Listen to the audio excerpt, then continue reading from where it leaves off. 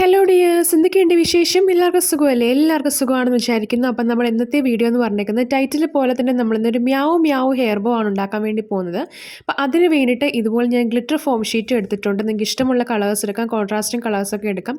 ഞാനിവിടെ ഒരു ബ്ലാക്കും റോസുമാണ് എടുത്തിരിക്കുന്നത്. അപ്പോൾ ഇതുപോലെ ഞാനൊരു പാറ്റേൺ ഒന്ന് വെട്ടി വെച്ചിട്ടുണ്ട്. നമ്മൾ ഈ ക്യാറ്റിൻ്റെ പൂച്ചയുടെയൊക്കെ മണ്ടയ്ക്കിരിക്കുന്ന ആ ഒരു ചെവി ഉണ്ടല്ലോ, ഇപ്പോൾ പൂച്ചയുടെ ആ ഒരു ചെവിയുടെ ആ ഒരു ഷേപ്പ് ഞാനിങ്ങനെ ആ ഒരു പാറ്റേൺ ഞാനിങ്ങനെ പേപ്പറിലൊന്ന് വരച്ചെടുത്തിട്ടുണ്ട്. എന്നിട്ട് അത് ഗ്ലിറ്റർ ഫോം ഷീറ്റിൽ വെച്ചിട്ട് ജസ്റ്റ് ഇതുപോലെ ഒന്ന് കട്ട് ചെയ്തെടുക്കാനാണ് നമ്മൾ ഉദ്ദേശിക്കുന്നത്. നിങ്ങൾക്ക് അങ്ങനെ വരയ്ക്കാൻ അറിയാമെങ്കിൽ പാറ്റേണിൻ്റെ ആവശ്യമില്ല. ഞാൻ ജസ്റ്റ് തെറ്റാതിരിക്കാൻ വേണ്ടിയിട്ടാണ് അതുപോലെ ഞാനൊന്ന് എടുക്കുന്നത്.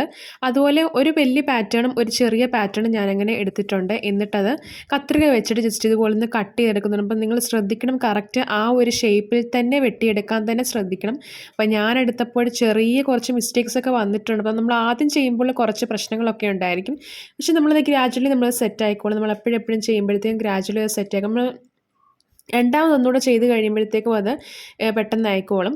അപ്പം ഞാൻ ഇതുപോലെ ജസ്റ്റ് ഒന്ന് കട്ട് ചെയ്ത് എടുക്കുന്നുണ്ട് ഗ്ലിറ്റർ ഫോം ഷീറ്റ്. അപ്പോൾ ഇതിൻ്റെ പീസ് ഞാനിത് ഒരു 15 പീസ് വെച്ചാണിത് വാങ്ങിച്ചത്. അപ്പോഴത്തേക്കും എനിക്ക് ഗ്ലിറ്റർ ഫോം ഷീറ്റിന് ഒരു പാക്കറ്റായിട്ടാണ് ഞാൻ വാങ്ങിച്ചത്. അപ്പോൾ ആ ഒരു പാക്കറ്റിനകത്ത് 15 പീസുണ്ട്. ആ പീസിന് 225 രൂപയാണ് നമ്മൾ വാങ്ങിച്ചപ്പോൾ. അത്രയും പ്രൈസ് റേറ്റ് ആയിരുന്നു. ഞാനിത് കടയിൽ നിന്നാണ് കേട്ടോ വാങ്ങിച്ചത്, അല്ലാതെ ഓൺലൈനിലൊന്നും അല്ല. നമ്മൾ സാധാരണ ഷോപ്പിൽ നിന്നാണ് നമ്മളിത് വാങ്ങിച്ചത്. ഒരു പാക്കറ്റായിട്ട് വാങ്ങിച്ചതാണ്. അതിനകത്ത് കുറേ കളേഴ്സ് ഉണ്ട് കേട്ടോ. അപ്പം ഞാനിതുപോലെ 2 എണ്ണം ഇതുപോലെ ജസ്റ്റ് ഇങ്ങനെ ഒന്ന് ഒട്ടിച്ചു കൊടുക്കുന്നുണ്ട്. എന്നിട്ട് ഇതുപോലെ കമ്പിയുടെ ആ ഒരു ബോയ് എടുക്കുന്നുണ്ട്. അപ്പം നിങ്ങളുടെ കയ്യിലിരിക്കുന്ന പഴയ ബോയ് ആണെങ്കിലും കുഴപ്പമൊന്നുമില്ല. അപ്പോൾ ഞാനിതുപോലെ ബോയ് എടുത്ത് ഫെവി ബോണ്ടിൻ്റെ പശയാണ് ഞാനിവിടെ എടുത്തിരിക്കുന്നത്. ആ ഒരു പശ വെച്ചിട്ട് ജസ്റ്റ് ഇതുപോലൊന്ന് ഒട്ടിച്ചു കൊടുക്കുകയാണ് ചെയ്യുന്നത്. അപ്പോൾ നമ്മുടേതായിട്ടുള്ള രീതിയിൽ ക്രിയേറ്റിവിറ്റി അനുസരിച്ച് നമുക്ക് എന്ത് വേണമെങ്കിലും നമുക്ക് കാണിക്കാം.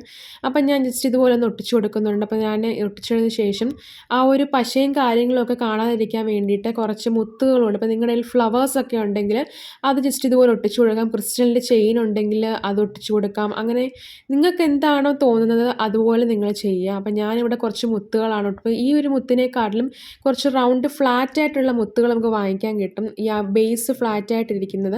അപ്പോൾ അതാകുമ്പോഴത്തേക്കും കുറച്ചുകൂടെ നല്ലതായിരിക്കും. ഇത് ആകുമ്പോഴത്തേക്കും കുറച്ച് ഒട്ടിക്കിട്ടാൻ കുറച്ച് ബുദ്ധിമുട്ടുണ്ട്. എന്നാലും ഫെവി ബോണ്ടിൻ്റെ പശ ആയതുകൊണ്ട് നമുക്ക് അത്രയും കുഴപ്പമില്ല. ഇപ്പോൾ ഇതൊരു ക്യാറ്റിൻ്റെ ഷേപ്പിലുള്ള ആ ഒരു ക്യാറ്റ് ഇയറിൻ്റെ ഷേപ്പിലുള്ള ആ ഒരു ഹെയർ ബോ ആണിത്. അപ്പോൾ നല്ല രസമല്ലേ കാണാൻ? ഇപ്പോൾ എല്ലാവർക്കും ഈ ഒരു ഹെയർ ബോ ഇഷ്ടപ്പെടുമെന്ന് വിചാരിക്കുന്ന ഒരു വെറൈറ്റി ആയിട്ടുള്ള ഹെയർ ബോ ആണ്. പിള്ളേർക്കൊക്കെ ഒരുപാട് ഇഷ്ടമാകും. അപ്പം നിങ്ങളെല്ലാവരും ചാനൽ സബ്സ്ക്രൈബ് ചെയ്ത് സപ്പോർട്ട് ചെയ്യാനും വീഡിയോ ലൈക്ക് ചെയ്യാനും മറക്കല്ലേ. താങ്ക്